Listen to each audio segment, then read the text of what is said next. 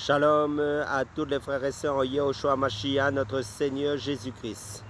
Je suis le frère Serre de l'île de la Réunion. Je suis docteur enseignant de la parole de Dieu en Yehoshua Mashiach. Nous sommes le samedi 20 décembre 2025. Nous sommes dans le sud de l'île de la Réunion, dans la région dite de la Ravine Blanche.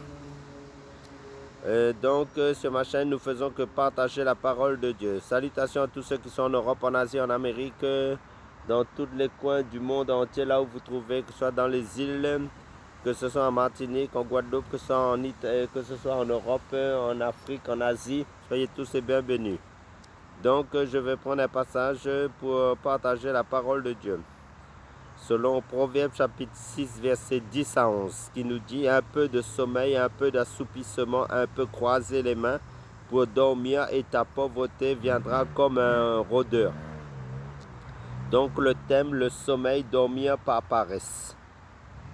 La Bible nous présente plusieurs situations où le croyant peut se laisser aller par paresse. Le paresseux enfonce sa main dans le plat. Il est trop fatigué pour le ramener à sa bouche. Selon Proverbe chapitre 26, verset 15. Ce verset est très ironique. Avoir de la nourriture à volonté et pas suffisamment d'énergie pour manger, c'est un comble et pourtant il nous arrive d'agir ainsi. Des efforts sont nécessaires pour lire, comprendre, approfondir notre connaissance de la parole de Dieu, parce que la Bible nous dit qu'à l'homme ne vivra pas de pain seulement, mais de toute parole qui sort de la bouche de Dieu, selon l'évangile de Matthieu chapitre 4 verset 4. Et l'évangile de Luc chapitre 4 verset 4 nous parle de cela aussi. Donc, comme je l'ai dit, donc pourtant il nous arrive d'agir ainsi et des efforts sont nécessaires pour lire, c'est-à-dire la Bible, la comprendre, approfondir notre connaissance de la parole de Dieu par l'aide du Saint-Esprit.